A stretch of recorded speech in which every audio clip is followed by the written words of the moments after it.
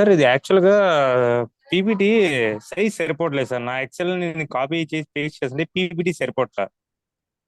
అంటే ఇంకా okay okay చెప్తానండి.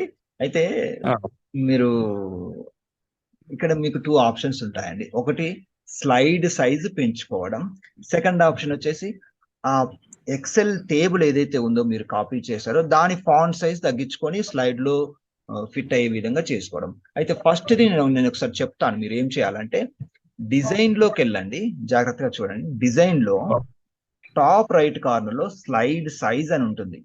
ఓకే, టాప్ రైట్ కార్నర్ లో టాప్. అయితే నేను ఒకటి మీకు ఇక్కడ ఎగ్జాంపుల్ చేసి చూపిస్తాను.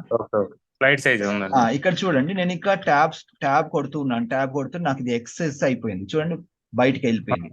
సో నాకు ఫాంట్ సైజ్ తగ్గించడం ఇష్టం లేదు, కానీ ఈ స్లైడ్ సైజ్ పెంచడం ఇష్టం. అటువంటి సందర్భంలో నేను ఏం చేసుకోవాలంటే, ఇన్సెట్ లోకి వెళ్ళి ఒక బాక్స్ డ్రా చేసుకోండి. ఇక్కడ నుంచి ఈ టేబుల్ హైట్ ఎంత వరకు ఉందో అంతవరకు ఒక బాక్స్ డ్రా చేసుకోండి. డ్రా చేసుకుంటే మీకు ఏమవుతుందంటే, ఈ హైట్ ఎంత ఉంది, ఇక్కడ నుంచి ఇక్కడికి ఎంత హైట్ ఉంది, మన పేపర్ సైజ్ స్లైడ్ సైజ్ ఎంత పెంచుకోవాలనేది ఒక అవగాహన వస్తుంది. అది ఎలా తెలుసుకోవాలి? బాక్స్ డ్రా చేసుకున్న తర్వాత షేప్ ఫార్మాట్ లోకి వెళ్తే ఇక్కడ ఇది హైట్, ఇది విడ్త్.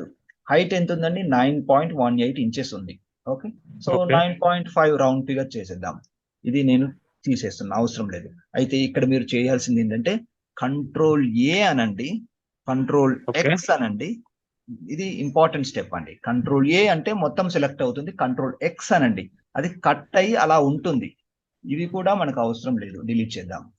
మీకు కట్ చేసిన తర్వాత బ్లాంక్ స్లైడ్ ఉండాలి. తర్వాత డిజైన్ ట్యాబ్ లో స్లైడ్ సైజ్ లోకి వెళ్ళి కస్టమ్ స్లైడ్ సైజ్ అనండి.